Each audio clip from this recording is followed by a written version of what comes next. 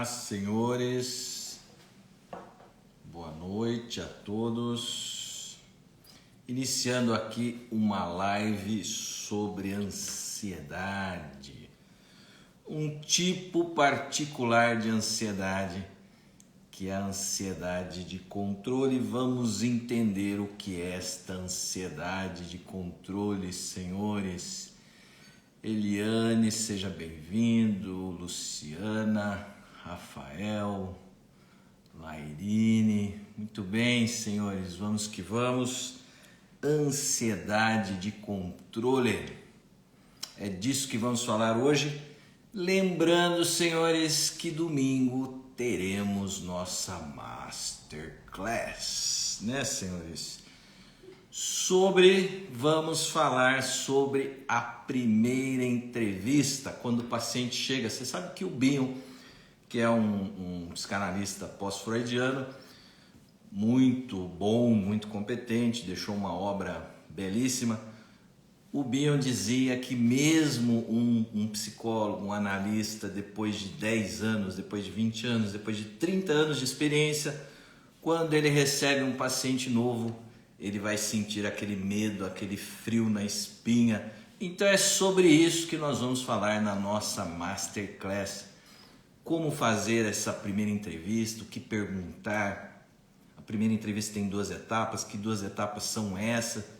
E eu vou falar dessa minha experiência, o que eu aprendi nesses anos fazendo essas entrevistas, e vou compartilhar isso com vocês domingo, 7 horas da noite, senhores. E não se esqueçam da mentoria individual, que é 100%, a Masterclass e a mentoria individual 100% online, gratuito. Eu estou reservando 30 minutos para conversar com um psicólogo, com um analista, um clínico, uma pessoa que trabalha com esse atendimento de adultos, para a gente conversar e bater um papo sobre a clínica. É só entrar em contato com o Gabriel vai colocar o telefone aí. Não vai, Gabriel? Opa, já tá. O Gabriel disse que já tá aí, a postos, aí ó, o telefone aí. E nesse telefone, nesse WhatsApp, você vai entrar em contato com o Gabriel e vai agendar o seu horário, um horário que fique bom para você e para mim. Essa mentoria ela é individual, 100% online e gratuita. Masterclass domingo e a mentoria. A mentoria ela vai ser agendada, né? Nós vamos ver aí a disponibilidade da minha agenda e da agenda do profissional para que a gente veja aí o dia e o horário, o período que fique melhor para a pessoa. Tá aí o telefone, é só entrar em contato com o Gabriel nesse WhatsApp. Muito bem, senhores. Ansiedade de controle. O que é isso, André, que você está falando aí? O que é essa ansiedade de controle? Explica para nós. Vou explicar.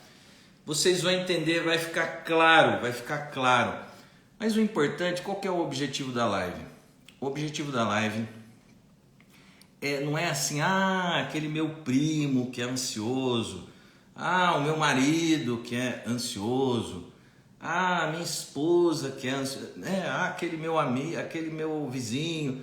Eu não quero que vocês pensem no outro ansioso, eu quero que vocês pensem a live para vocês, porque às vezes você é controlador e não percebe, não se dá conta que você é. Então, o objetivo da live não é você olhar o outro. O objetivo da live é você fazer um autoexame, é você tentar perceber se você tem essa atitude controladora ou não. O que é essa questão de controle? Então, uma pessoa controladora, ela não investe em viver a vida. Ela não deixa a coisa fruir, ela não deixa a coisa rolar, né? Ela não deixa as experiências acontecerem. Por quê? Porque ela está preocupada em antes de viver. Então, antes de viver, ela quer ter o controle. Então o controle está bastante ligado à ideia de posse. Então eu não quero viver a vida, eu quero ter a posse da vida, eu quero que as coisas da vida estejam ao alcance das minhas mãos. Então eu quero que tudo passe pelas minhas mãos. Então isso é o controle. Eu vou dar aqui alguns exemplos para que vocês entendam do que eu estou falando. Então vamos pensar, importante falar, né? Importante falar, é uma coisa óbvia, né? Mas às vezes isso não está claro, então é importante falar. Ansiedade está sempre ligado com insegurança, Quando a pessoa tem mais confiança, ela não fica ansiosa. Quando a pessoa está mais segura de si, segura dos seus valores, quando ela tem mais consciência do homem que ela é, da mulher que ela quando ela se apropria mais dos seus próprios valores, ela fica mais confiante. Se ela fica mais confiante, ela fica menos ansiosa. Então existe essa relação inversamente proporcional entre a ansiedade e a confiança. Então uma pessoa ansiosa, ela é uma pessoa muito insegura e ela pode lançar mão, né, dessa atitude controladora, e essa atitude controladora vai disparar dentro da pessoa essa ansiedade que eu estou chamando de ansiedade de controle. Qual que é o objetivo da live? O objetivo da live é que você perceba esse desejo de controle, é que você tome consciência disso. Os pacientes falam assim: André, não tem um remedinho? Tem, esse remedinho se chama consciência. Então você precisa perceber dessa atitude controladora, você precisa perceber desse desejo de controle, e tendo consciência disso, então você começa a desconstruir isso dentro de você, você começa a abandonar essa atitude controladora, esse desejo de controle, pela consciência. Então é esse o objetivo da live, promover esta consciência em cada um de vocês. Tudo bem? Então vou dar um exemplo aqui para ficar claro para vocês. Uma mãe, ela pode acompanhar o seu filho. Então vou falar aqui da maternidade. Uma mãe, ela pode acompanhar o seu filho. Então, conforme o seu filho vai crescendo, conforme o seu filho vai se desenvolvendo, as etapas ali, né, da criação, da educação. Então, conforme a mãe, ela pode estar ali, ela pode acompanhar o seu filho, ela pode dar apoio ao seu filho, ela pode apoiar, ela pode auxiliar, mas a partir do momento que essa mãe quiser ter um controle sobre a vida deste filho, ela vai disparar dentro de si uma ansiedade que nós estamos chamando de ansiedade de controle. Então, a mãe pode viver esta relação com o filho e participar da vida do filho, mas ela não pode ter a posse deste filho, ela não pode ter o controle. Ah, não, mas eu quero ter o controle, eu sou muito preocupado com meu filho, eu quero ter o controle. O controle você não tem, e você vai ter que abandonar esse desejo de controle. Se você não abandonar esse desejo de controle, se você investir no controle deste filho, então ele não pode cair, ele não pode bater a cabeça, ele não pode ter febre. E vocês sabem, né, senhores, as mães estão sempre no farol vermelho das culpas. Se o filho caiu, a culpa é minha. Se o filho tem febre, a culpa é minha. o pai já não é tanto assim, já não é que o pai não se preocupa. Às vezes as mulheres confundem isso com uma certa alienação, um pai alienado. Existe o pai alienado, mas essa atitude do pai não é que o pai ele não se preocupa ali com a febre do filho, não é que ele não está preocupado com a febre do filho, não é que ele não se preocupa com o filho, não é que ele é indiferente ao filho, não é isso. Mas ele não fica carregando isso dentro de si, né? Então as mães carregam muito. Por que elas carregam? Elas carregam porque elas querem ter o controle, elas querem ter o controle, elas querem ter a posse. E não é possível isso. Então o que está por baixo disso? O que está por trás disso? Por que a mãe ela quer ter o controle do filho? Vamos entender essa história? Porque eu estou falando aqui da mãe, mas daí, é claro, a gente vai estender isso para tudo, para o empresário, né? O empresário que fala assim, eu só vou ficar tranquilo quando a minha empresa estiver na palma da minha mão. Então, você não vai, empresário, você não vai ficar tranquilo nunca. Por quê? Porque nunca a sua empresa estará na palma da sua mão, isso não existe.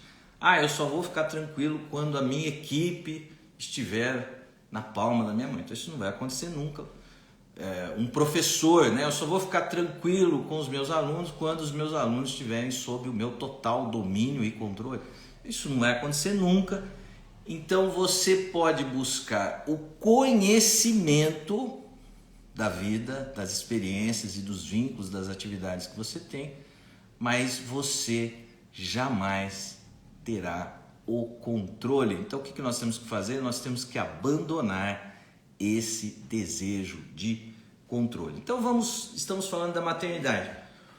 O que está por trás desta mãe? O que está por trás dessa atitude de busca de controle? Olha que interessante o que é o comportamento humano, né, senhores? Olha que interessante.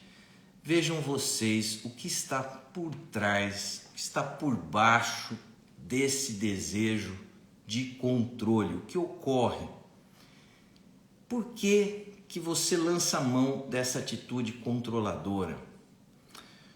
Porque você é eu não vou dizer que você é exigente, eu vou dizer que você é hiper exigente. Você é hiper exigente e você se quer perfeito. Então, como você é extremamente exigente, como você já se quer pronto e perfeito, você não aceita a mãe, né, natural, normal, que você é uma mãe normal. Mas você não quer ser a mãe normal, você quer ser a supermãe.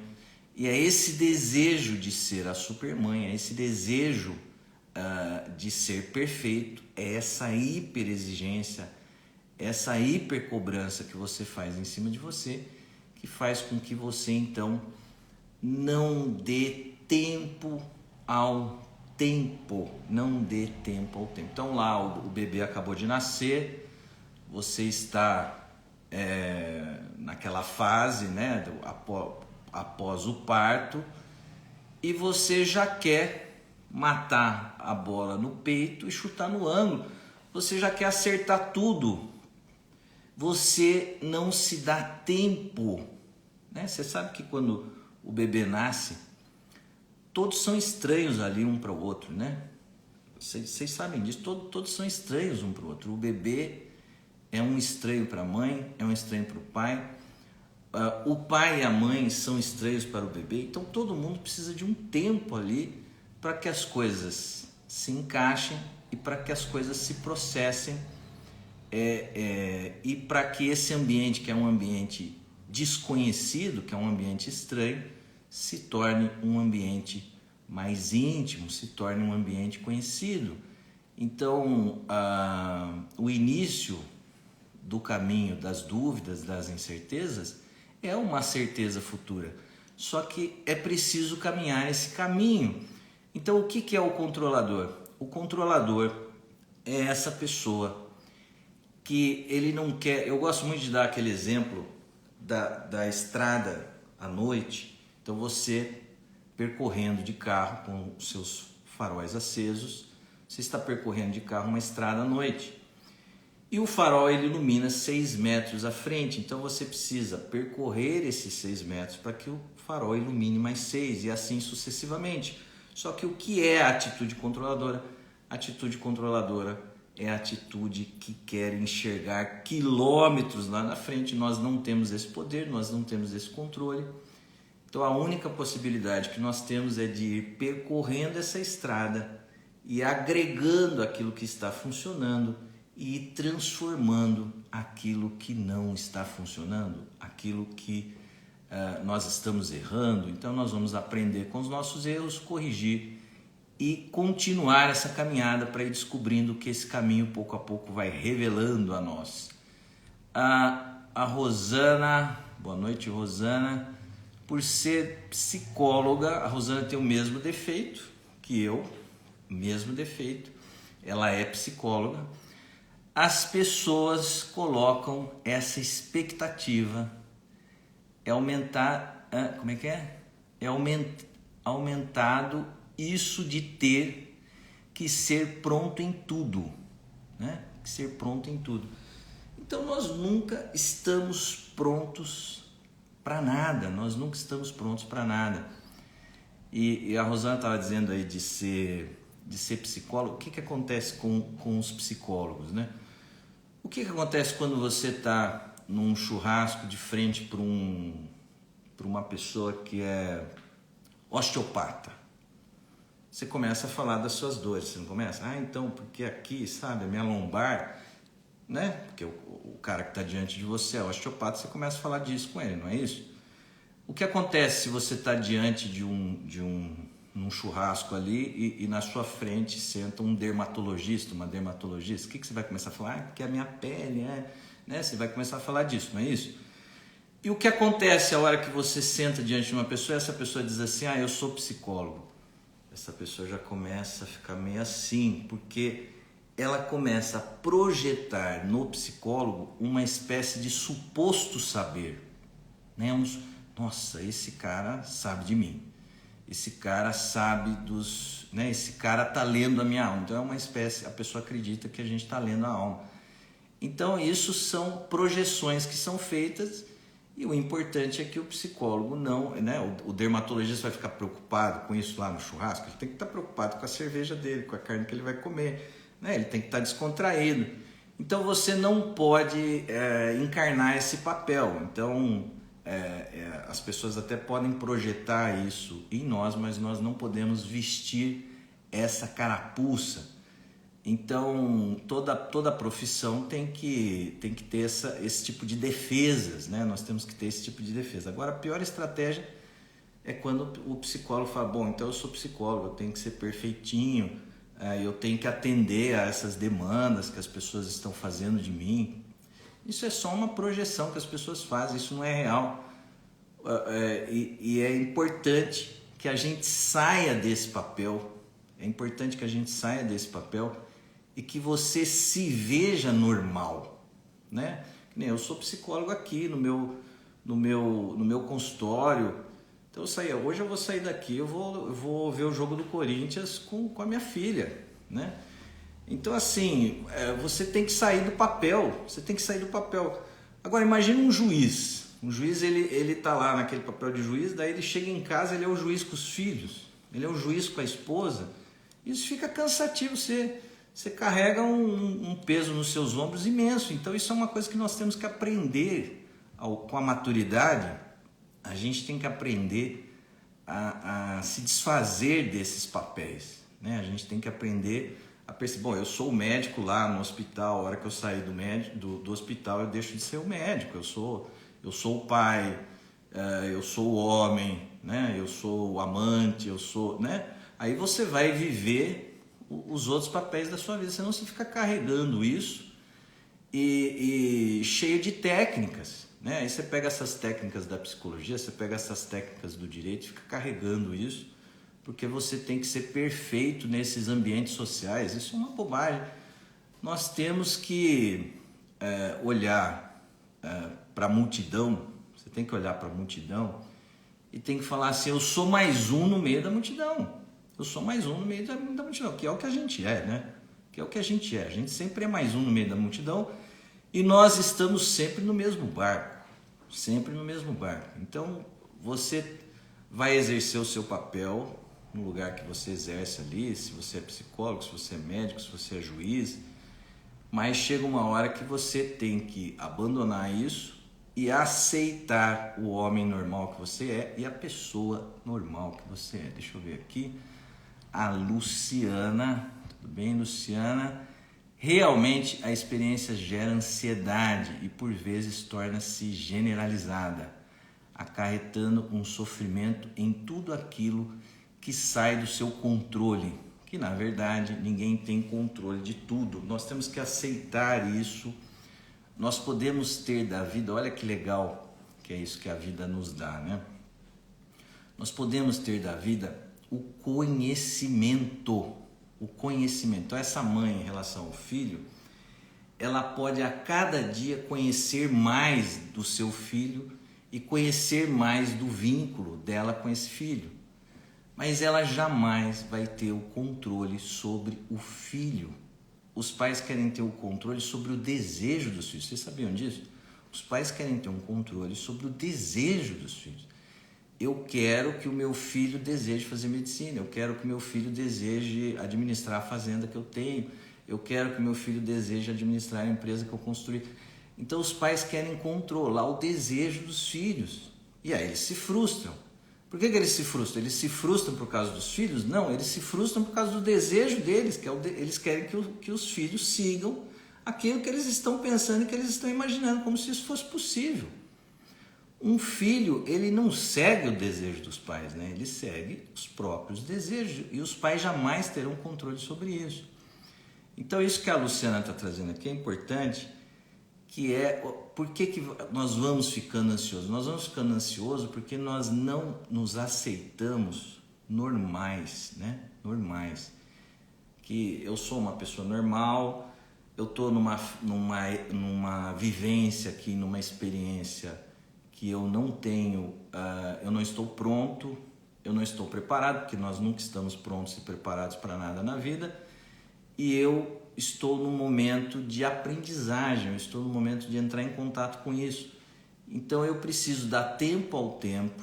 Então agora a situação é nova para mim, agora eu não tenho esse aprimoramento dentro de mim que eu gostaria de ter, mas daqui a pouco eu terei. Daqui a pouco eu vou conseguir, daqui a pouco é possível. Então hoje eu não sei, mas amanhã eu posso saber, depois de amanhã eu posso saber. Então nós vamos aceitando essas etapas. O que é a ansiedade? A ansiedade é quando nós pulamos as etapas. Nós não respeitamos essas etapas. Nós pulamos as etapas. Então esse desejo de controle, ele é um desejo de hiperexigência, é um desejo de perfeição. Nós queremos de bate-pronto matar a bola no peito e chutar no ângulo. Nós queremos ter um domínio. Então vamos imaginar aí um jovem que marcou um encontro amoroso. Então o que ele quer? Ele quer ter a posse desse encontro. Então ele quer ter o controle desse encontro. Então eu vou chegar, eu vou falar isso, a menina vai responder isso e eu vou agir assim, eu vou agir assado. Então ele fica imaginando no quarto dele como vai ser esse encontro. Então ele acredita que com o pensamento e com a imaginação dele, ele pode construir a realidade, que esse exercício de pensamento pode dar a ele a realidade. Como se isso fosse possível, como se fosse possível através do pensamento. Eu odeio esse tipo de filosofia, de autoajuda, que acredita na força do pensamento. Outro dia até teve uma pessoa aí na internet dizendo que pela força do pensamento eu não consigo evitar nenhuma dor de barriga minha. E é verdade, né? Então nós não temos, o pensamento não tem esse poder. Por que ele não tem esse poder? Porque nós somos sentimento, pensamento e ação. A nossa base é sentimento. Então nós nunca, como é que nós vamos ter esse controle sobre os nossos sentimentos? Então lá no encontro amoroso eu não quero ficar nervoso. Então como é que você vai ter esse domínio, como é que você vai ter esse controle? Então nós não podemos ter isso, mas nós podemos conhecer aquilo que nós estamos sentindo, isso é possível. Eu fui lá e eu me senti inseguro, eu fiquei aflito, então eu posso conhecer os meus sentimentos e trabalhando isso dentro de mim, e aí no próximo encontro eu estarei melhor. Vocês sabem que os jovens estão tomando medicação para estimular a ereção. Os jovens estão fazendo isso. Então é uma medicação que foi feita para o idoso, mas os jovens estão tomando. E existem jovens que chegam a tomar 2. E por que eles fazem isso? Eles fazem isso para que não ocorra a falha. Eles fazem isso para serem perfeitos. Eles fazem isso porque eles não querem ser um homem ali diante de uma mulher. Eles querem ser o super-homem diante da mulher. Então esse desejo de controle, ele esconde uma vaidade nossa, ele esconde esse funcionamento da gente querer ser super, da gente querer ter 100% de domínio e da gente não aceitar o fato de que nós somos normais, nós somos um eterno aprendiz na vida, nós vamos estar aprendendo sempre, nós vamos ter 80 anos, 90 anos, nós vamos estar aprendendo sempre, e nós temos que desistir dessa ideia de que nós podemos controlar a vida, controlar os outros e controlar a nós mesmos. Nós podemos buscar com o conhecimento um certo autodomínio sobre nós mesmos, mas esse autodomínio ele será sempre parcial. Nós nunca teremos um autocontrole absoluto sobre nós mesmos. Nós podemos buscar com um pouco de conhecimento, de maturidade. Os antigos diziam, quando passa muita água debaixo desta ponte. Alguns antigos diziam uma pessoa de muita janela. O que eles estão dizendo, essa pessoa de muita janela? Uma pessoa de muita experiência. Então, com as experiências da vida, com a maturidade, você pode ter um autocontrole sobre si, mas esse autocontrole nunca será absoluto, ele sempre será parcial. Então, é fundamental que a gente perceba que a vida ela não tem a ver com controle, ela não tem a ver com poder, porque na verdade esse desejo de controle é um desejo de poder. Ela não tem a ver com isso, ela tem a ver com uma atitude inversa disso, que é uma atitude de humildade, de se colocar como um eterno aprendiz. Eu não posso controlar, mas eu posso aprender a cada dia um pouquinho. Então nós temos que aceitar essa condição de que nós somos normais e que nós não somos super. Então a vida ela não tem a ver com poder, ela não tem a ver com controle, ela tem a ver com amor. E o amor e o poder, já dizia Jung, sempre o Jung me perseguindo aqui, já dizia o Jung, psiquiatra suíço, que desenvolveu uma teoria própria da psicologia analítica. O Jung, então, ele diz que o poder e o amor, eles são inversamente proporcionais. Então, quanto mais você quer o controle, quanto mais você quer ter o domínio sobre as coisas, quanto mais você quer ter o poder sobre as coisas, menos você ama. Então, o amor, ele está ligado mais a uma atitude de humildade e de liberdade. Então nós temos que desconstruir essa ideia e esse desejo de que é possível controlar a vida, os outros e a nós mesmos. Senhores, era isso. Espero que vocês tenham entendido. Acho que eu não deixei nenhuma pergunta, né? Só a colocação da Luciana. A Luciana, o que ela falou? da vivência, da parcialidade. Uma das últimas coisas. Ai, perdi aqui, deixa eu ver. Gabriel está me dizendo que tem mais coisas. Aqui, a Luciana complementou. A vivência pode dar uma parcialidade do que você tem ou teria que ter. Vygotsky fala do aprender para posteriormente se desenvolver.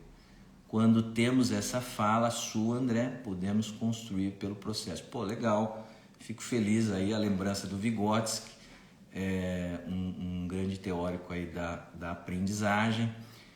E é isso, gente, a gente tem que desistir dessa ideia. Nós temos que desconstruir essa ideia de que nós podemos ter o controle. A vida não tem a ver com controle, ela não tem a ver com poder, ela tem a ver com a aceitação das nossas experiências. Nós temos que viver essas experiências intensamente e ir vendo que pouco a pouco essas experiências vão revelando a nós, e aí nós podemos aprender com as experiências.